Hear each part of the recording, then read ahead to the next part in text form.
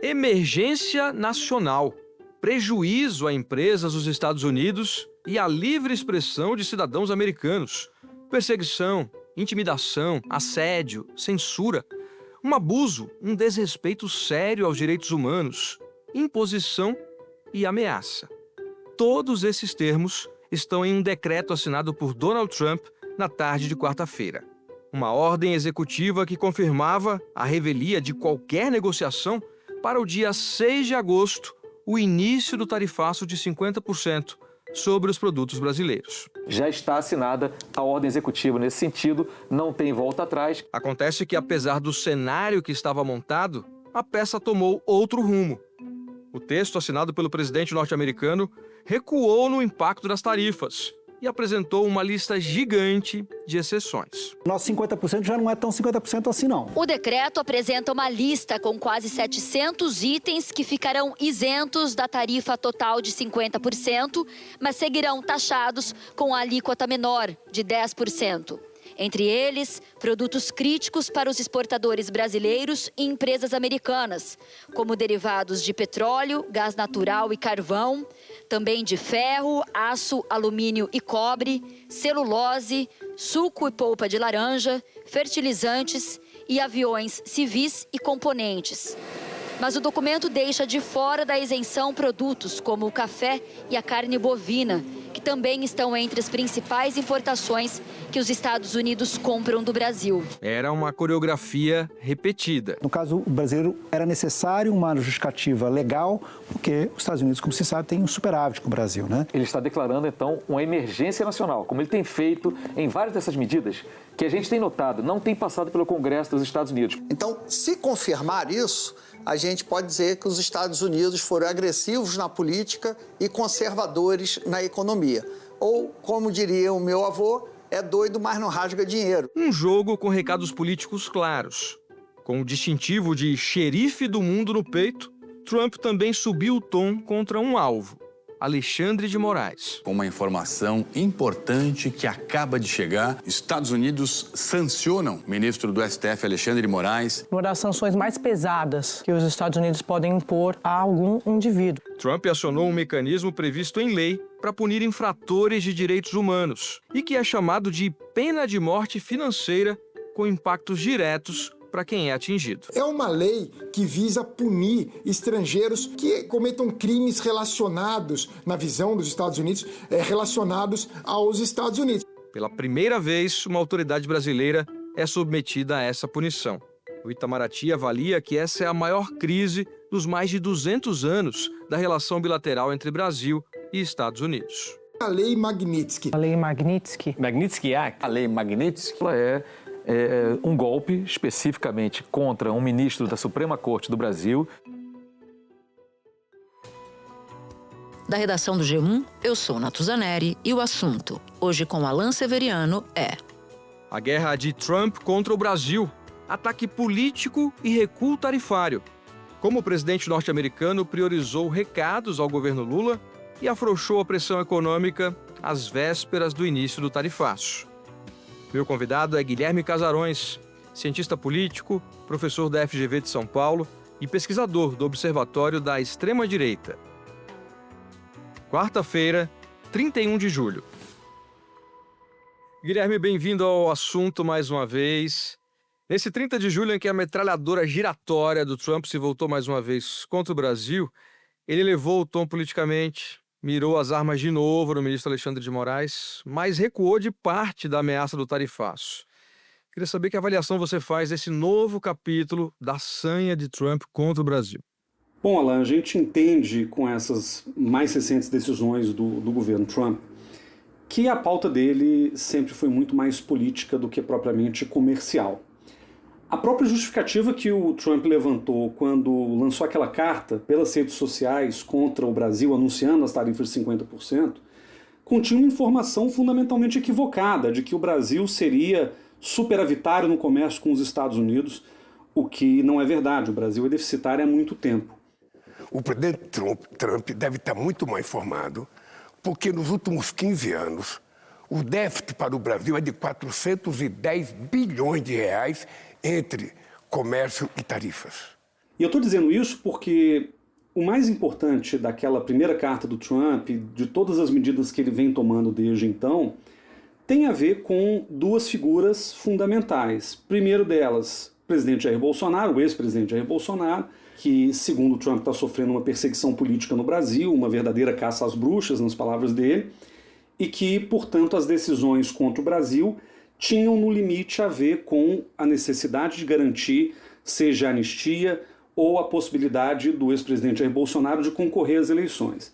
E a segunda figura era justamente o Alexandre de Moraes, que está diretamente ligado ao processo do golpe contra o Bolsonaro, mas também está ligado a uma longa trajetória de tentativa de regulação das redes sociais, desde o inquérito das fake news lá em 2019, e que, segundo o governo americano, ameaça diretamente a liberdade de expressão de empresas americanas.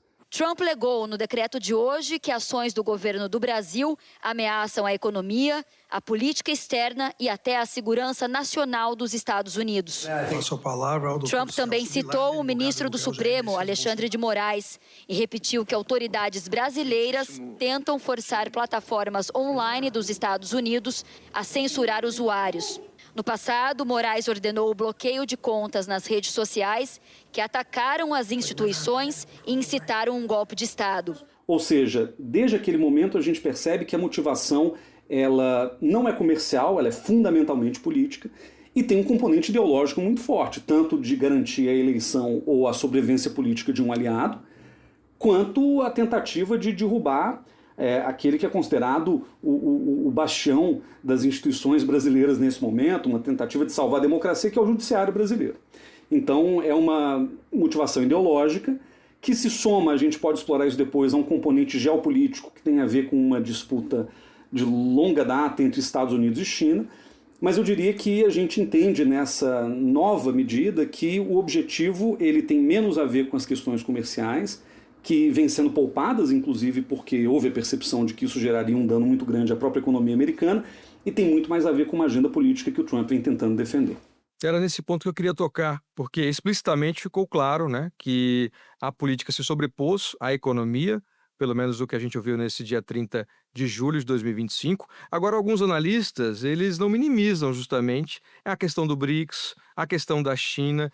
Isso não pode ser uma estratégia também de embaralhar política e economia com interesses difusos, até para dificultar uma negociação que seja mais favorável, em alguns termos, ao Brasil? O Trump tem uma visão de mundo segundo a qual, num acordo comercial, sempre há ganhadores e perdedores. Você não pode ter um acordo bom para todo mundo. E nessa visão de mundo segundo a qual existem predadores e presas, o Trump ele tem feito muitas das negociações tarifárias com base justamente nessa confusão permanente entre pautas econômicas e pautas políticas. Então, o que a gente percebe é que existe, claro, dentro dessa estratégia do governo Trump, uma vontade de prevalecer sobre o Brasil. O ponto político é mais importante do que o ponto econômico, mas ambos se confundem nessa estratégia. Mas o mais importante de tudo, eu diria, é que o que não está dito nessa história toda é quase tão relevante quanto aquilo que foi explicitado. Há uma tentativa de salvar a pele do ex-presidente Bolsonaro, há uma tentativa de coibir a ação do judiciário brasileiro e, sobretudo, do ministro Alexandre de Moraes, que foi alvo dessa lei Magnitsky, além de uma suspensão de visto e além de outras ameaças que já tinham sido colocadas sobre a mesa. Mas há também a questão geopolítica que a gente ficou de comentar. Existe aqui uma percepção do governo Trump de que as Américas como um todo tem que voltar a ser o quintal, uma espécie de esfera de influência ou zona de influência geopolítica dos Estados Unidos, mais ou menos como se construiu desde o século XIX. Nessa visão de mundo, a Groenlândia é parte desse interesse, o Canal do Panamá é parte desse interesse, as Américas como um todo vêm sendo reivindicadas pelos Estados Unidos, e o principal objetivo geopolítico do governo americano nesse momento é expulsar a China, principalmente por meio da sua presença econômica na região. Então, o governo Trump ele não tem poupado críticas à China, até com os chineses ele chegou a um acordo com relação às tarifas, mas a disputa econômica que já é herdada do primeiro mandato, a famosa guerra comercial e tecnológica com os chineses, ela vem sendo continuada nesse segundo mandato do Trump por outros meios. A tentativa agora não é só um embate contra a China, mas é uma tentativa de coagir aliados chineses ou mercados importantes para a China em benefício dos Estados Unidos. Então é bem possível que nesse cálculo do governo Trump houve também uma consideração de que o Brasil é não só um aliado muito forte chinês na América Latina, é uma espécie de porta de entrada para produtos e para investimentos chineses na região. A China se manifestou sobre o tarifaço de Trump contra o Brasil. Numa entrevista coletiva à imprensa, ao ser questionado sobre o assunto, o porta-voz do Ministério das Relações Exteriores disse que a China está disposta a trabalhar com o Brasil, com outros países da América Latina e do Caribe e o BRICS, para defender em conjunto, melhor dizendo, o sistema multilateral baseado na Organização Mundial do Comércio. Um repórter perguntou, então, se a China se abriria mais a produtos brasileiros. O porta-voz respondeu que o país deles está pronto para essa cooperação com base em princípios de mercado. E é um membro fundador dos BRICS. Não à toa, o timing dessa decisão do governo Trump está muito ligado à realização da reunião dos BRICS no Rio de Janeiro há algumas semanas. E isso também indica que, de alguma maneira, o que o Trump vislumbrou ali foi uma tentativa de enfraquecer os BRICS por meio do seu país, o seu membro mais vulnerável, que era justamente o Brasil naquele contexto. Agora, Guilherme, vamos falar dos efeitos práticos nos Estados Unidos e também aqui no Brasil. Qual o real interesse do Trump ao recuar de parte desse tarifaço, né? Porque a lista de exceções é grande, são quase 700.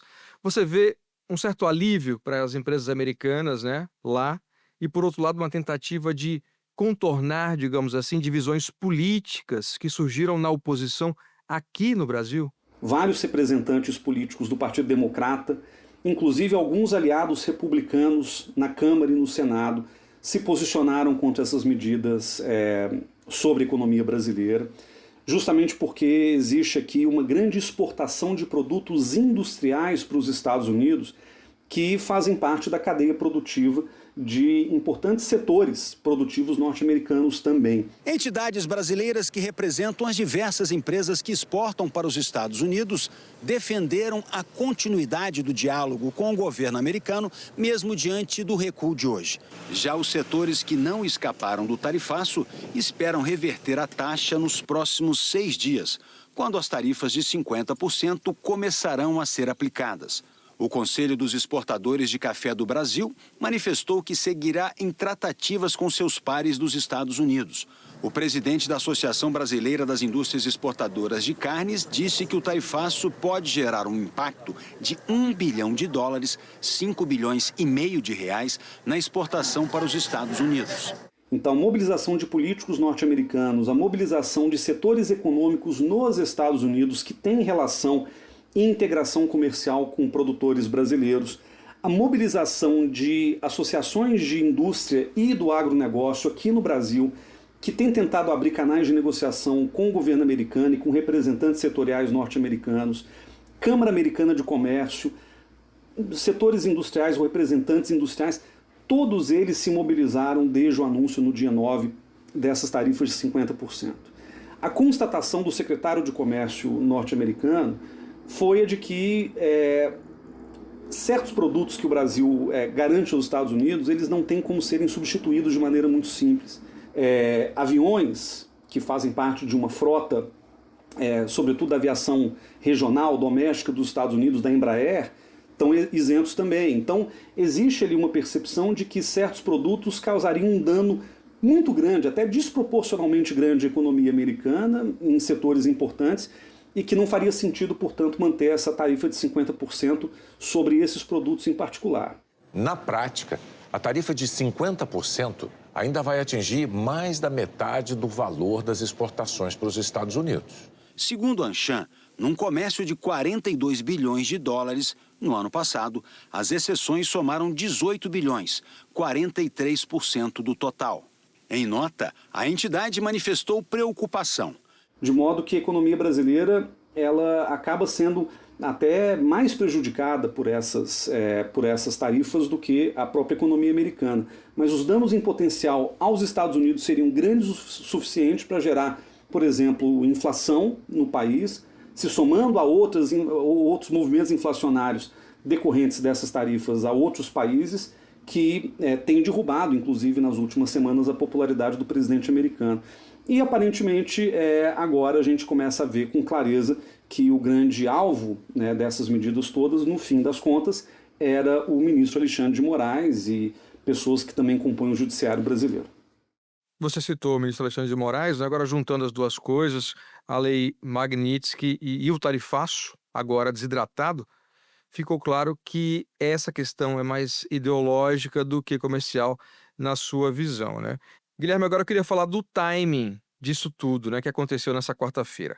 O governo dos Estados Unidos anunciou as sanções ao ministro Alexandre de Moraes e publicou o decreto sobre o tarifaço 35 horas antes do prazo dado anteriormente, que era 1º de agosto. E no mesmo dia em que o presidente Lula deu uma entrevista ao jornal The New York Times dizendo que o Brasil não tem medo dos Estados Unidos. Lula disse também que não vai abaixar a cabeça para determinações dos Estados Unidos e chamou Trump de imperador. Eu queria a sua avaliação sobre esse timing. O Lula deu 2 entrevistas internacionais importantes, uma ao New York Times e uma ao canal CNN, no intervalo aí de 2 semanas, de 10 dias.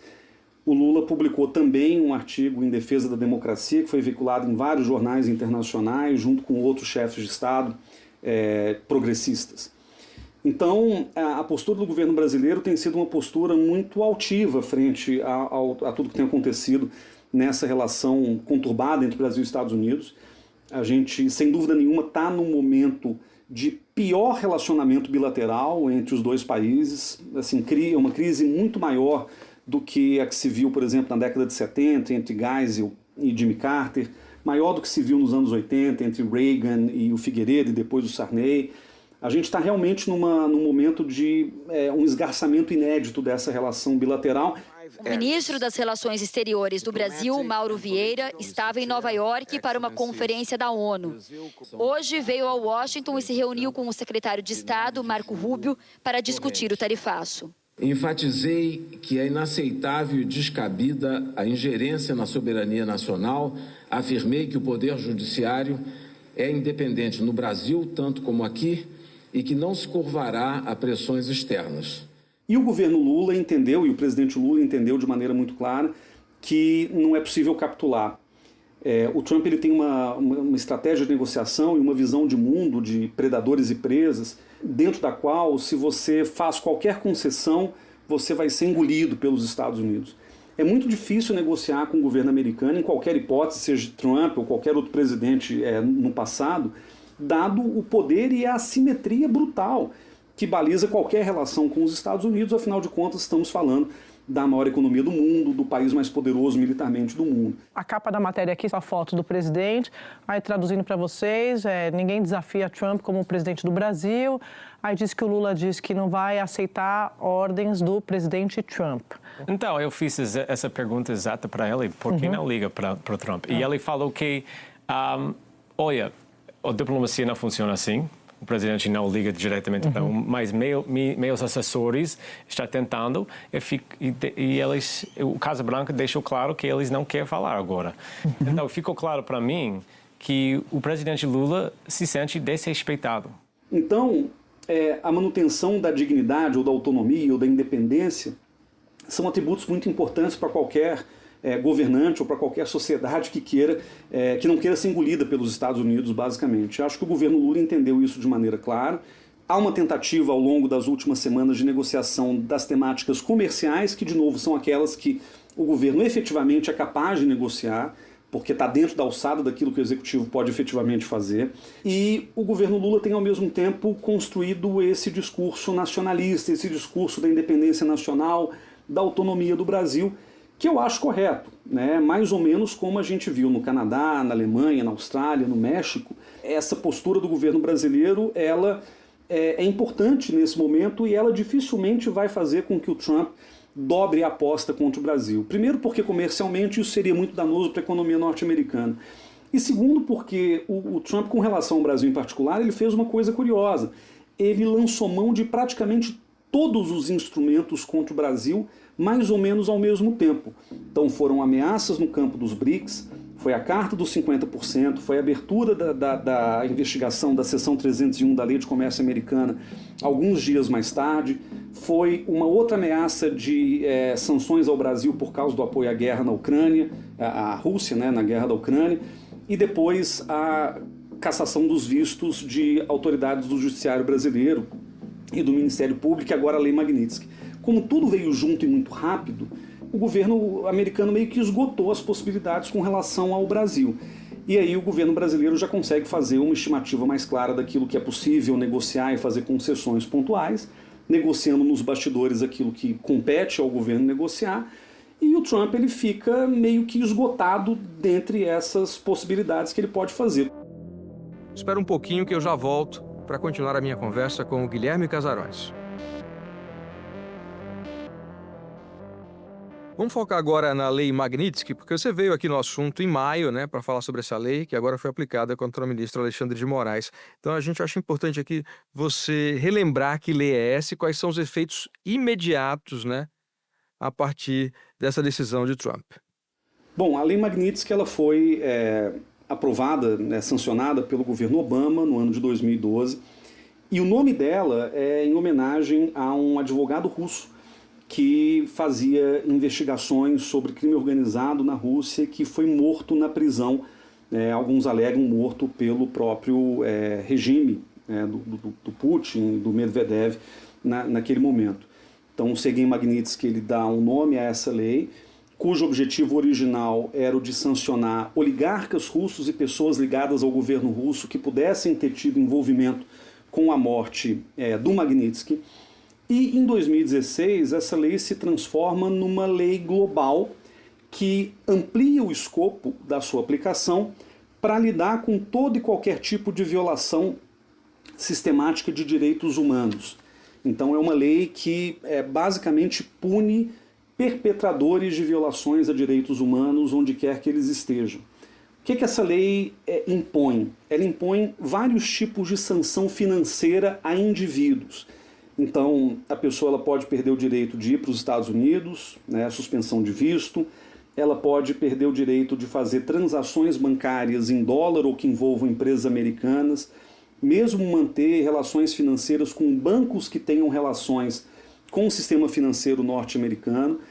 E alguns analistas chegaram a chamar a Lei Magnitsky Global, a partir de 2016, de uma espécie de pena de morte financeira para quem é sancionado por ela. O Gabinete de Controle de Ativos Estrangeiros do Departamento do Tesouro dos Estados Unidos está sancionando o ministro do Supremo Tribunal Federal, Alexandre de Moraes. O documento explica quais são as sanções a Moraes.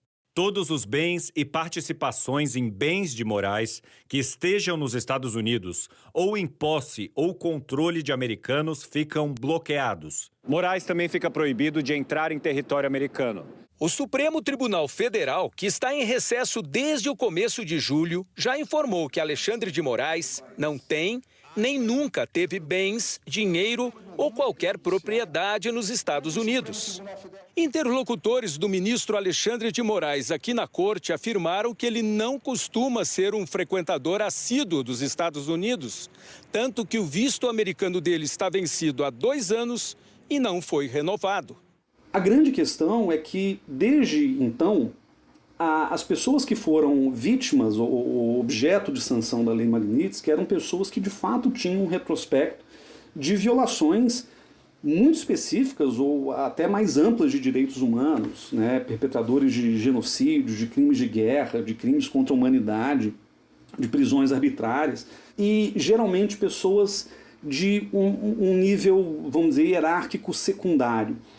Foram poucos os casos na história em que a Lei Magnitsky foi aplicada à autoridade de primeiro escalão. Isso aconteceu no caso da Turquia, que o governo impôs sanções a 2 ministros turcos em função da prisão de um pastor americano na Turquia em 2016, e o Trump impôs essa lei em 2017, e o ex-presidente paraguaio Horácio Cartes também foi objeto dessa lei, por uma suposta relação com o movimento Hezbollah do Líbano. Então, são situações muito particulares em que essa lei foi aplicada. Não é comum, mas a lei já foi aplicada pontualmente contra algumas democracias, é isso? Exato, se a gente considera países como a Turquia ou o Paraguai países democráticos, sim, já houve aplicações contra democracias, mas, de novo, em contextos muito particulares. Eu vejo dois grandes problemas, ou três, se a gente quiser, nessa aplicação da Lei Magnitsky contra o ministro Alexandre de Moraes. Problema número 1, é difícil afirmar que o que o Alexandre de Moraes tem feito se enquadra na categoria de violações sistemáticas de direitos humanos.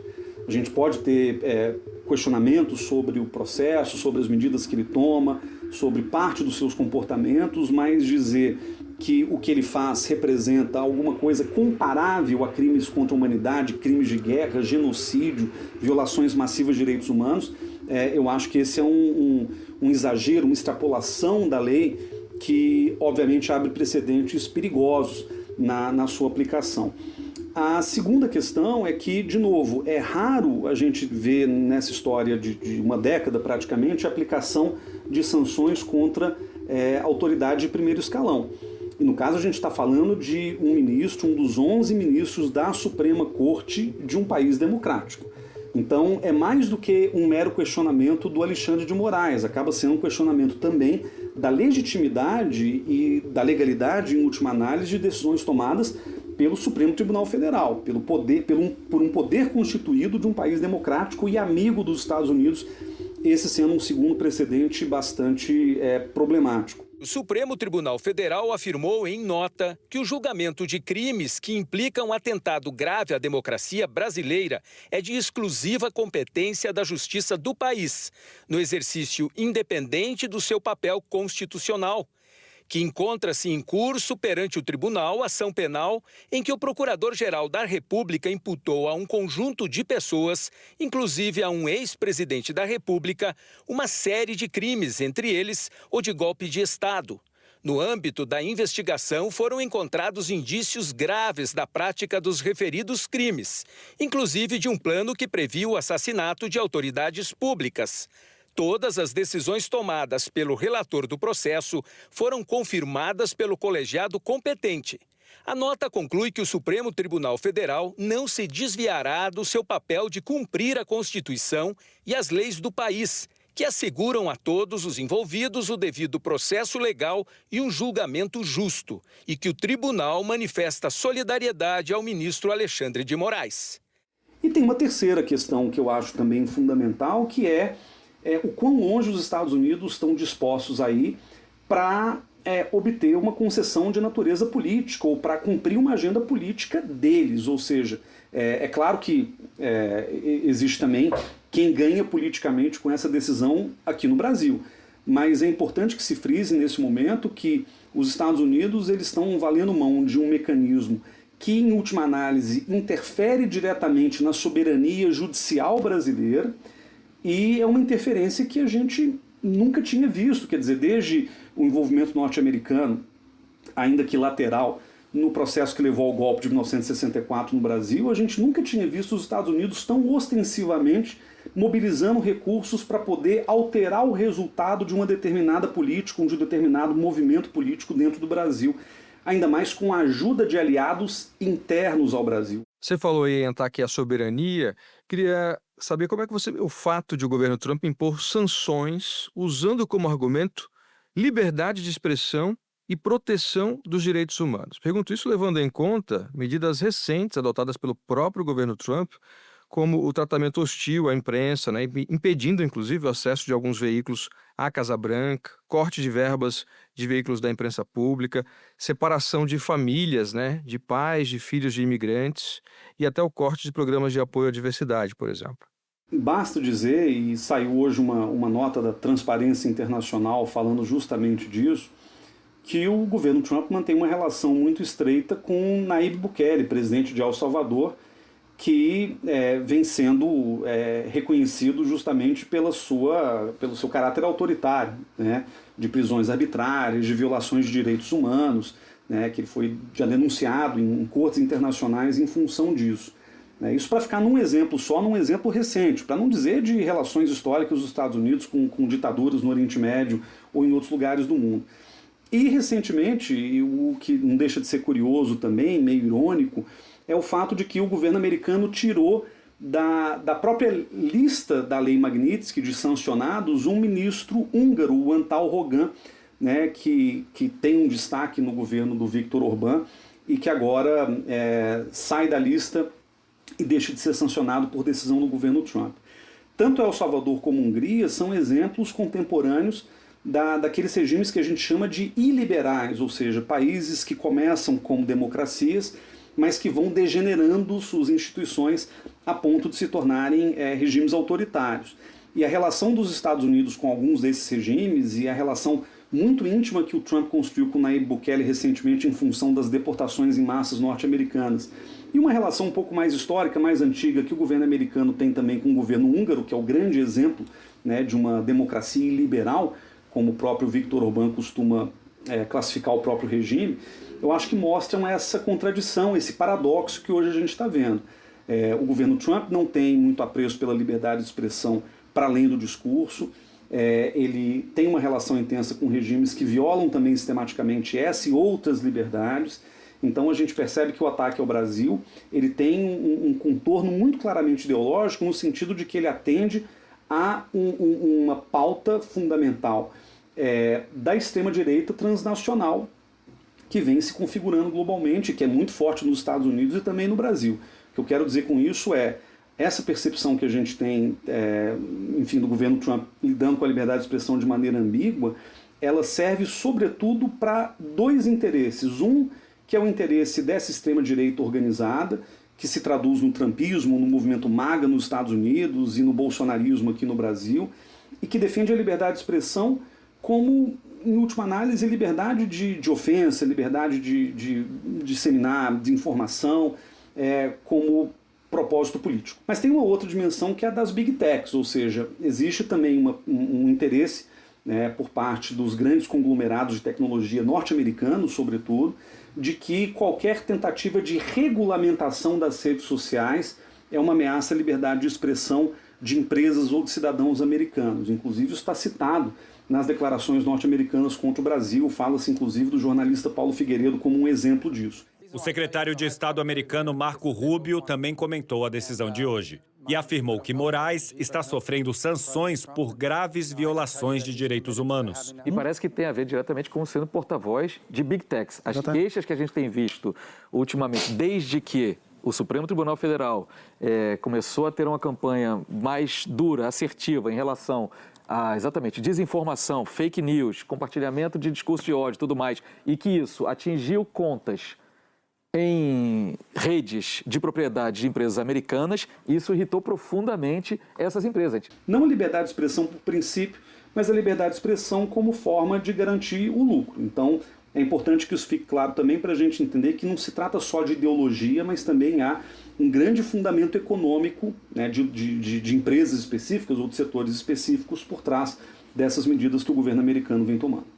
E para encerrar, Guilherme, diante desses ataques do presidente Trump, né, que atualmente comanda a maior economia, a maior potência do mundo, o que resta de reação por parte das instituições brasileiras? Olha, eu acho que esse é um momento de o Brasil se posicionar de maneira muito clara, como já vem se posicionando, em defesa da própria soberania. Não só porque, de novo, o Trump ele passa por cima de adversários que fazem concessões muito grandes e muito rapidamente. Então é importante que se resista a qualquer tipo de pressão ou de chantagem vinda da Casa Branca contra o Brasil. E é fundamental também que se afirme não só a soberania brasileira, mas a independência entre os poderes no Brasil. Ou seja, o governo brasileiro, o governo Lula, por meio do Itamaraty, por meio do MDIC, né, cujo ministro é o Geraldo Alckmin, que também é vice-presidente, eles têm feito um esforço muito grande de negociação de bastidores com autoridades americanas, têm tentado, às vezes, até de maneira não tão bem sucedida, conversar com pessoas mais próximas do Trump na Casa Branca, e eu acho que esse deveria ser o caminho contínuo que o governo brasileiro vai ter que fazer para poder minimizar os danos potenciais das medidas anunciadas pelo governo norte-americano. Do ponto de vista do judiciário, é importante também que ele defenda a sua própria autonomia e independência, né, dentro do quadro mais amplo da soberania. A gente já tem visto também declarações, tanto de Ministros em particular, quanto da própria Corte em conjunto, com relação a essas ameaças e essa tentativa de ingerência vinda dos Estados Unidos. O presidente do STF, ministro Luiz Roberto Barroso, afirmou que a nota esclareceu que o Supremo está fazendo um julgamento transparente. Nossa preocupação não é escalar um conflito, antes pelo contrário, acho que o conflito faz mal para o país. É apenas uma justificação para o mundo entender que nós estamos fazendo um julgamento público, transparente, dentro da mais absoluta legalidade por padrões internacionais, de uma denúncia que foi oferecida pelo Procurador-Geral da República. Mais cedo, o ministro Flávio Dino prestou solidariedade a Moraes e disse que ele está apenas fazendo o seu trabalho de modo honesto e dedicado, conforme a Constituição do Brasil. E as suas decisões são julgadas e confirmadas pelo colegiado competente. O poder que menos tem falado, mas que é importante que também se posicione, é o Congresso Nacional, o Legislativo brasileiro. A gente já vê declarações pontuais das presidências das casas ou de alguns parlamentares em defesa da soberania. O presidente da Câmara, Hugo Mota, do Republicanos da Paraíba, publicou: como país soberano, não podemos apoiar nenhum tipo de sanção por parte de nações estrangeiras dirigida a membros de qualquer poder constituído da República. O presidente do Senado, Davi Alcolumbre, do União do Amapá, não se manifestou. Mas é importante que isso se intensifique nos próximos dias ou semanas, né, dentro do entendimento de que as decisões tomadas pelos Estados Unidos, elas ferem o interesse nacional brasileiro, elas não ferem o PT, ou não ferem a esquerda, não ferem setores específicos, são questões generalizadas que afetam rigorosamente a todo mundo. Mas eu diria que a postura do governo brasileiro até aqui ela tem sido correta. Eu acho que o governo Lula aumentou o tom contra o Trump num momento em que era necessário fazer isso, até para mostrar que os Estados Unidos não vão facilmente dobrar o Brasil. E, claro, a gente tem que entender também que todos esses movimentos, seja do bolsonarismo, seja do governo, eles têm, em última análise, como objetivo as eleições de 2026. Guilherme Casarões, muito obrigado mais uma vez pela sua participação aqui no assunto. Até a próxima. Eu que agradeço. Um abraço a todos que estão nos ouvindo. Este foi o Assunto, podcast diário disponível no G1, no YouTube ou na sua plataforma de áudio preferida. Comigo na equipe do Assunto estão Mônica Mariotti, Amanda Polato, Sara Rezende, Luiz Felipe Silva, Thiago Kazuroski e Carlos Catelan. Eu sou Alan Severiano e fico por aqui. Até o próximo Assunto.